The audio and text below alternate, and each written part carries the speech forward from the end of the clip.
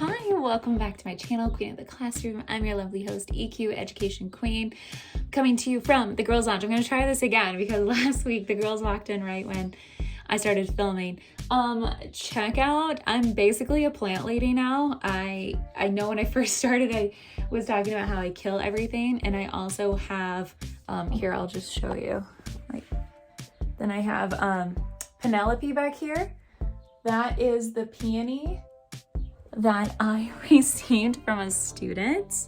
So yeah, I'm basically a plant lady now, and now I want to get more plants. And if you have any recommendations for me, then just let me know. This week, I want to talk about embarrassing moments.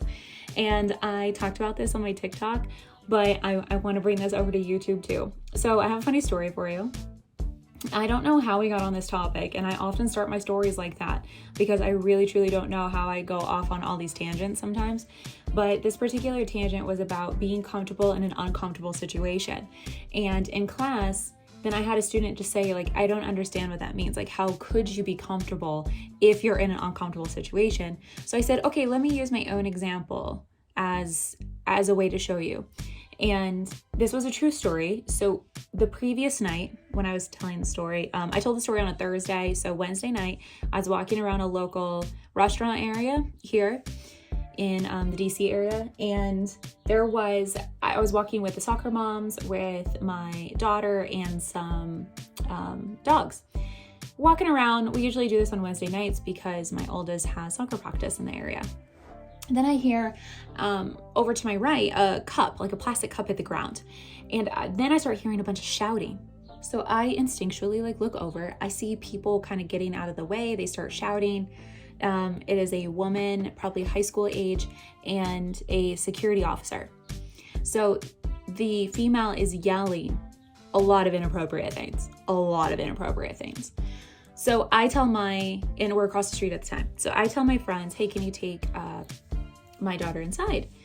I don't know what I'm going to do. What am I going to do to resolve this situation? But I go across the street, get a little closer, not close enough to be in the action, but just to be there, right? Just to be eyes. No one is filming. That was the first question that I received in class. No one was filming.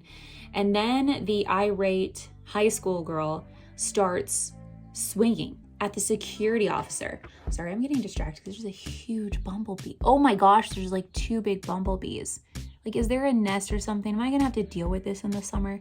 Why are they right there? I bet I'm gonna have to deal with that. Okay, I need to get my exterminator. Okay, circling back. See, this is how I teach too. Just the weirdest things just get me off track. So she starts swinging at the security officer.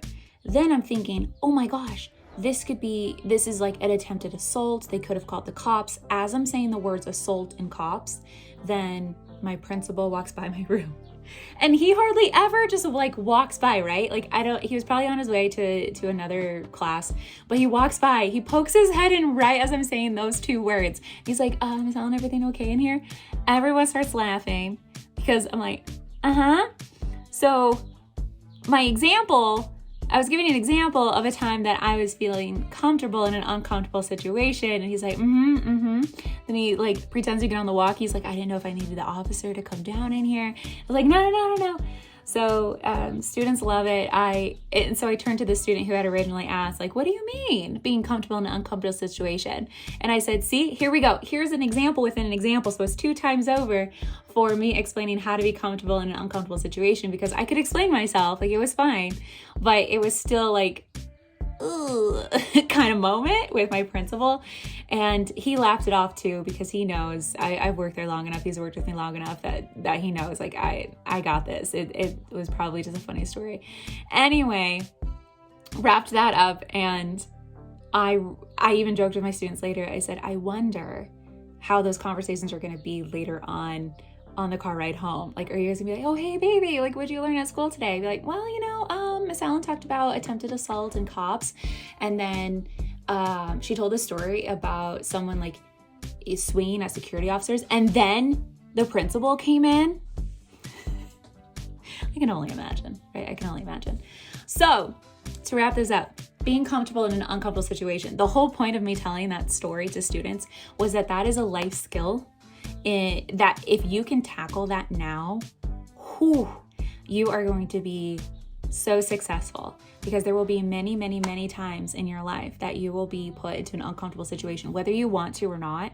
And how you handle that, how you can be confident in those situations, will propel you to success and to being more confident within yourself. And I think just an overall well-rounded human being, someone that you can rely on yourself to get to a place of peace when something seems so chaotic. So I hope that message eventually came off to students. I'll have to circle back and find out, but that was a doozy. So that's my story for this week, is figure out a way, whether you're placing yourself in uncomfortable situations or not, but knowing how to be comfortable in an uncomfortable situation will serve you so well in the future.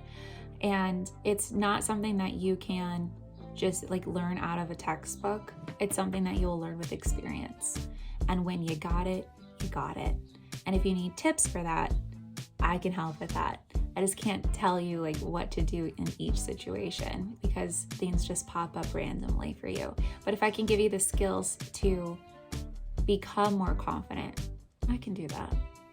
So I'm gonna go figure out this bumblebee situation, because it's starting to freak me out, and like 4 more came and they just like disappeared into the wall. So yeah, I'm gonna go figure that out and then have a great evening.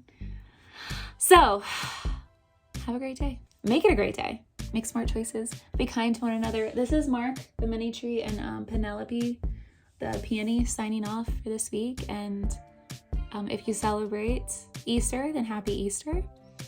And then I'll see you next week. Have a great day. Mwah. Bye.